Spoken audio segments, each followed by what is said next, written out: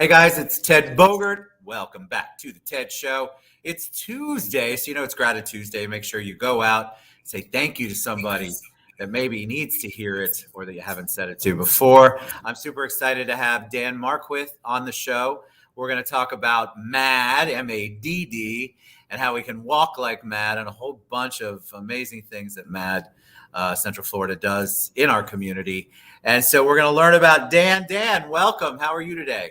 I am wonderful. Thank you for having me, Ted. And Super by the excited to way, have you. since it is Gratifying Tuesday, thank you for all you do. Well, wow. It's almost like I set that up. Y'all don't believe that. I did not set that up. Don't forget the check. Yeah, that's right. Check is in the mail for sure on that one. I'm super excited. I was telling you before we went live, I used to work. We launched the first SAD chapter at UCF. I'm very familiar with the MADD organization, but I feel like I haven't had anybody from MADD on the show. And if I have, it's been sort of in a secondary position. So I'm really excited to learn more and for you to kind of share with us what's going on with the walk. But before we do that, I told you that they love to know more about Dan. So share a little bit of 411 on Dan Marquith. Well, so I grew up here in Florida. I'm first generation of my family born here. My mother's side of the family fled Cuba under Castro's regime. My father's side of the family, they are New Englanders and transplanted down here to Florida in the 1970s. So grew up here. I grew up in the southern end of the state and ended up coming up to Central Florida almost 20 years ago. I spent 20 years in law enforcement. Thank you. Thank you. Thank you very much. My journey to MADD really started as a child. In 1987, my Uncle Jerry was a victim of himself of a drunk driving crash and lost his life.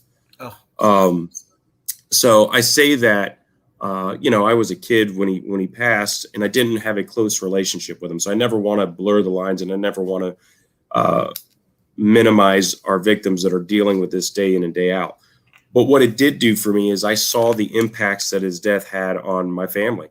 My dad, who they were super close, they were like connected at the waist through school and everything.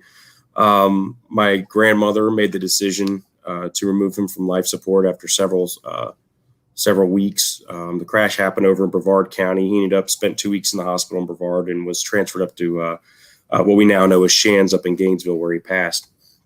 And so I saw the impacts directly in my family. So when I grew up and had to, spread my wings and get a real job, I wanted to be a law enforcement officer. And I'd always wanted to be a law enforcement officer. And so when I got into law enforcement, I really focused on DUI enforcement. And I spent my entire career pursuing drunk drivers and educated myself. I became one of just a few of deputy sheriffs that had a designation as a drug recognition expert, which our job was to go out and seek out people who were impaired under different types of drug, one of the 7 different drug categories that exists. And worked my way up through the ranks. I retired as a captain. I was able to get involved with MADD as a volunteer and served on the board here in MADD Central Florida for a number of years. And the stars aligned. And when they say everything happens for a reason, it does. And our outgoing executive director here in Central Florida retired, and a wonderful woman by the name of Yolanda Larson, who spent many, many years here with MADD and did a lot of great things throughout the community. She retired, and I was able to step into the role and carry on what she had built. It was all meant to be. It sounds like the journey took you exactly where you needed.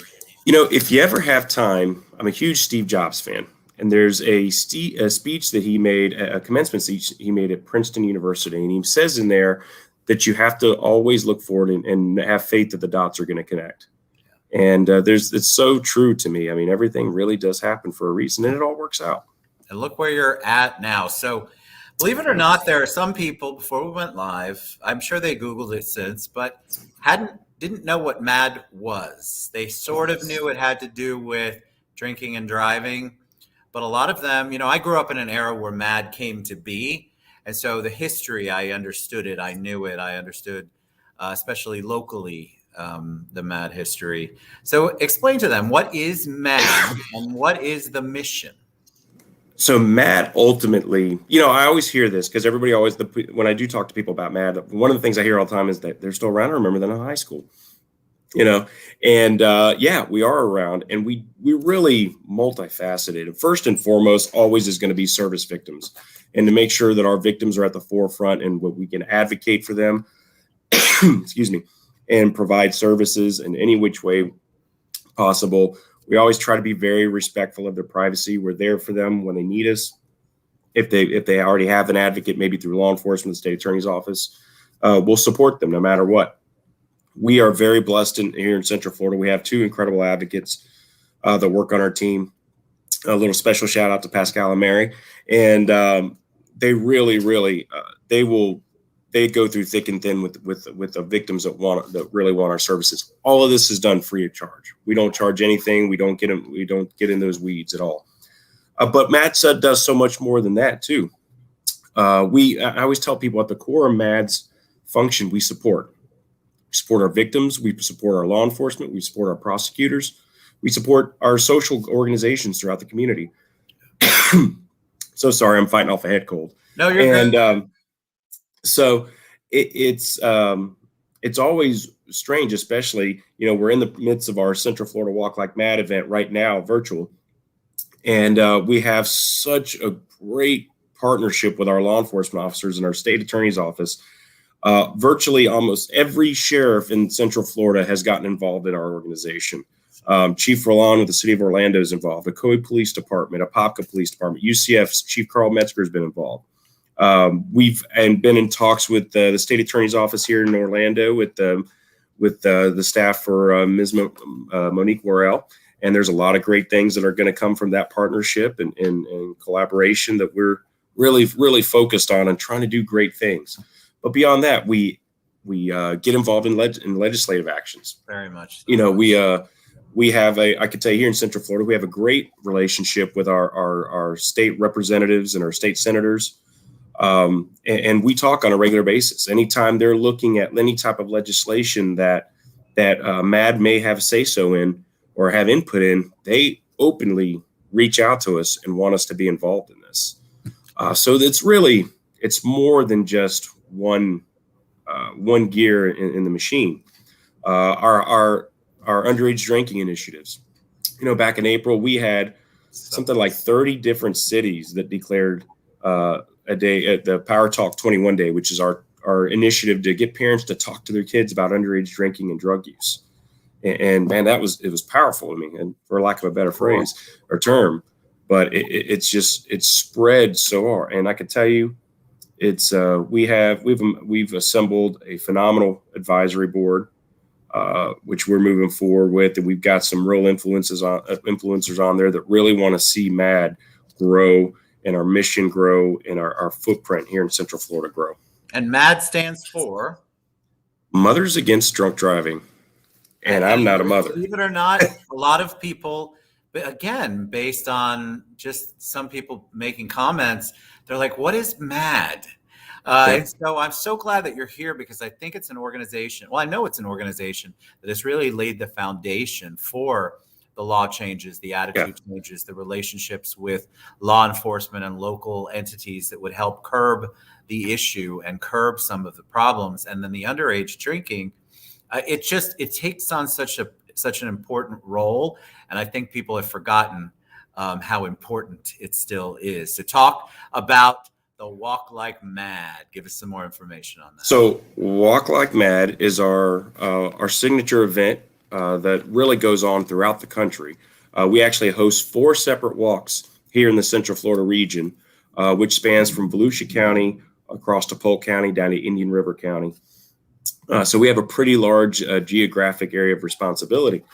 And so what we're doing, this is the last of our virtual events. We're really super excited about that. And so we're going to get through this last virtual event, and then we're going to get to in person. What it is a fundraiser where it helps fund the operations and grow the operations here in Central Florida. Those dollars stay here. It's not like we take in fundraising from Central Florida and we're funding a program in North Dakota. No, those dollars come back to Central Florida, stay here in the community, and it allows us to provide those free services to victims. It allows us to print the material that we put out at the high schools. It allows us to print the materials that we put out our law enforcement training courses. Our recognition program, we recognize law enforcement officers, prosecutors, victims advocates. So we do that. And I'll also say, if anybody, right now nominations are open, July 30th through the 31st, Fort Lauderdale Beach, we're going to be recognizing the top law enforcement officers, prosecutors, victim advocates in the state that are involved in impaired driving. So go on to our website. You can log in right there and submit your nomination. So this is really an opportunity for our corporate partners, our law enforcement partners, to come together and show that we are unified and we are in solidarity when it comes to this program, to this initiative. The reality is drunk driving, impaired driving, is a violent crime. You know, that's what a lot of people don't understand. If you're arrested for DUI, you may be charged with a misdemeanor, but really it's one of just a few misdemeanors that you can take someone's life, at which point it elevates to a felony. But up until then, you know, the numbers are astounding when you look at, you know, COVID. Everybody was locked inside. Everybody was, you know, no one was supposed to be out. But alcohol-related fatalities went up over 9% in this country. I did not know that. Wow. And it's unreal. You know, we just actually published put out a study that the Journal of American Medical Association did for us out of Texas. And it shows the impact of rideshare programs, this is what MADD has been saying for 40 years, right? Call a cab, get a designated driver, get it, send smoke signal for someone to come pick you up, whatever it took to get you to get from getting behind the wheel. And it shows an almost 40% decrease in vehicle crash traumas that are alcohol related from 2013 to 2018. Wow. That's amazing. Here's the most impressive part right now that Matt is focused on. We have some legislation at the federal level. In the Senate, it's titled under the Riot Act, which was sponsored by Senator Rick Scott. And then in the House, it's titled as the HALT Act. But we have the technology today to have passive drunk driving prevention technology manufactured in our automobiles. And it's amazing. The way technology goes today, your car has the ability to sense that you are not safe to drive. Yeah. And it's amazing that it's taken this long, but we're well on our way. And are you getting any, I have a question about that. Shoot. Are you getting any pushback on that? What would be the downside that somebody could focus on if the car itself would not allow you to drive it, which is what you're saying? Basically, what is the downside to that? What are the opponents saying? I'm curious. Well, you know, honestly, I see no downsides, you know, because I've seen it firsthand in my family. I've seen it over a 20-year law enforcement career. I'm telling you, when you think about over 10,000 times in this nation a year, a trooper, a deputy sheriff, or police officer has to go knock on a door and tell a family that their loved one isn't coming home. And these could be completely innocent people. You wouldn't believe the amount of people that are minding their own business, driving home from work, going here, going there, going to the grocery store, wherever, and they're thrown into this by no decision making of their own.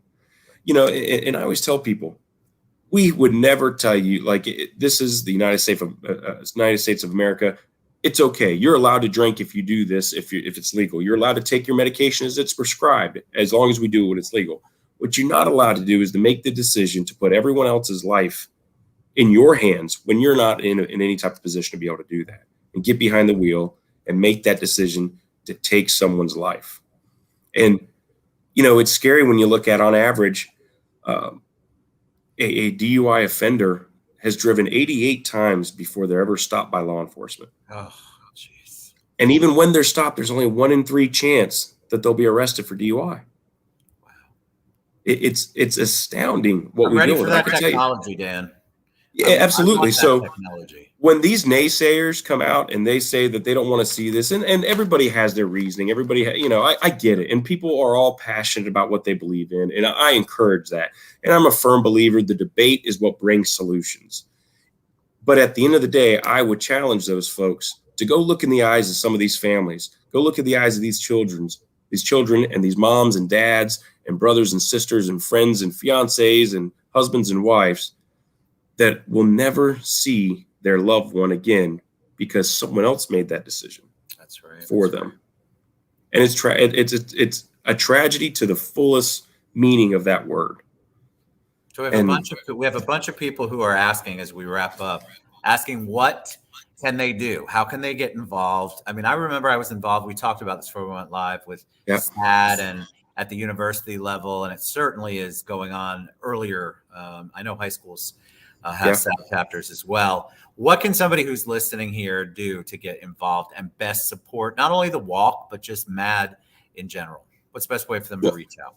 Well, I would, there's a couple different options. Always, please go to our MADD Central Florida Facebook page, like it, share it, get as many people involved in there, get involved. We'd love to be interactive with folks on there. They could also visit our website, www.madd.org/Central Florida. I know it's a mouthful. Specific to the walk, go to www.walklikemadd.org/Central Florida, and you can donate, you can register. There's still time. Our main event will take place on Saturday morning from 9 a.m. to noon, and just be a part of this movement that we see. I've been getting phone calls every day from folks that are like, "Man, this is really turning into something here," and I truly believe MADD has the potential as a national brand to really put Central Florida on the map. We can leverage this iconic area. Everybody knows Orlando. Everybody knows Disney World, Universal, SeaWorld. But we launch rockets from Central Florida. We innovate, we create, we do amazing things right here in Central Florida. Let's all bring it together and do some good. That energy and that passion are palpable, my friend. I want y'all to get involved. You asked me a whole bunch of stuff before we went live about getting involved and what's the walk about. So you can go to madd.org/Central Florida or walklikemadd.org/Central Florida. Look it up yourself, get involved, reach out to Dan. I say this all the time. These guests, these people coming out and sharing their passions, they're just as kind and passionate when you talk to them in person. And you definitely want to reach out because I know a lot of you have been impacted. The amount of lives that organizations and initiatives that MADD has supported over the years that have saved lives. It's just astronomical. And we need this kind of attention to continue to be paid to it. What a shocking stat that it went up during COVID. That surprises me because pretty much every other social type thing was quiet and then went up, but it went up during it. And that's a big deal. Yeah. That says something. Absolutely. All right, my friend. Thank you. Go out and support. Reach out to Dan. Dan Marquith, thank you so much. Thank you, Ted. On the show. Thank you for having me. Come back anytime you want to focus on an Absolutely. initiative, something you guys have coming up, because I think we need to continue to get this message out to as many people Absolutely. as possible. Go to madd.org/Central Florida or walklikemadd.org/Central Florida. Thanks, buddy. We'll see